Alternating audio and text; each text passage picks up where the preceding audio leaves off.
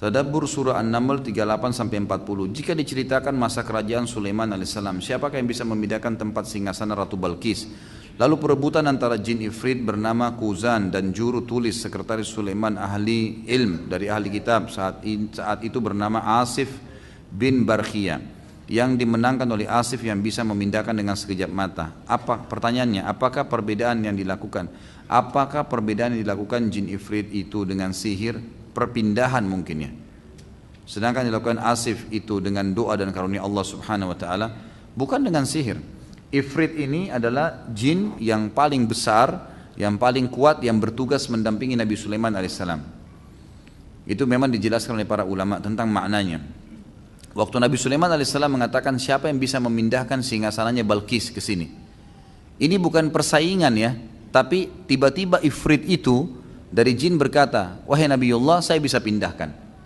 Sebelum anda berdiri dari tempat duduk anda, duduk sekarang berdiri sudah ada depan mata anda. Lalu Nabi Sulaiman alaihissalam dalam beberapa riwayat dikatakan berkata, saya ingin lebih cepat, ada yang bisa lebih cepat? Barulah si Asif itu berkata, gitu kan, saya. Dan ini Asif ini, kalau yang lebih kuat pendapat bukan juru tulis, tapi salah satu kerabatnya Sulaiman alaihissalam yang menghafal ya Alkitab, gitu kan. Zabur, Taurat, gitu kan. Kemudian dia menyebut-nyebut nama Allah, berdoa sama Allah, lalu kata dia, saya bisa mendatangkan sebelum matamu berkedip. Maka Nabi Sulaiman mengatakan, baiklah kalau itu datangkan. Lalu terjadilah datang singgasana tersebut. Kalau ini perlu diperbaiki, ini bukan pertama, ini bukan perebutan antara jin ifrit dengan si Asif. Ya kan? Kalau masalah namanya Kuzan, ini ijtihad. Saya tidak pernah dapatkan. Kalau saya pribadi nama si jin ifrit cuma dikatakan ifritu minal jin dalam Al-Quran. Itu pertama. Yang kedua, memang di sini ifrit ini bukan menggunakan sihir. Dia pun diberikan oleh Allah SWT karunia karena dia pendampingnya Sulaiman, dia boleh mengerjakan beberapa hal. Di antaranya memindahkan barang tadi ini, gitu kan. Jadi ini bukan sihir. Dan betul kalau si Asif ini, si sepupunya Sulaiman, keluarga Sulaiman AS ini, dia menggunakan doa. Lalu apakah yang digunakan saat itu kitab Zabur? Apakah kitab Zabur masih ada sampai sekarang sebagaimana Taurat dan Injil? Tentu saja ya, kitab Zabur yang digunakan pada saat itu, karena Zabur rujukannya Nabi Daud alaihissalam, ayahnya Sulaiman, dan Sulaiman alaihissalam cuma mengembangkan Zabur. Tapi pada saat itu lebih kuat pendapat ulama mengatakan Zabur dan Taurat digunakan keduanya, ya keduanya.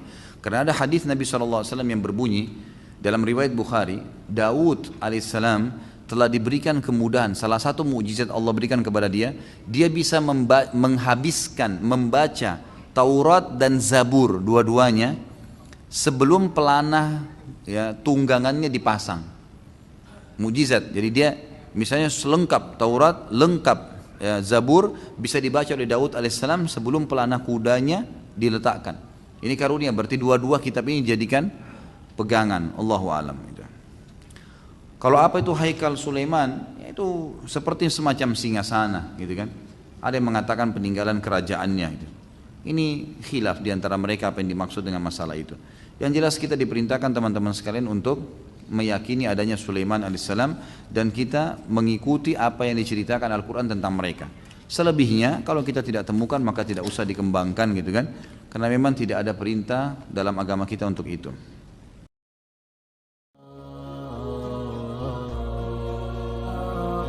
إلهنا ما أعدلك مليك كل من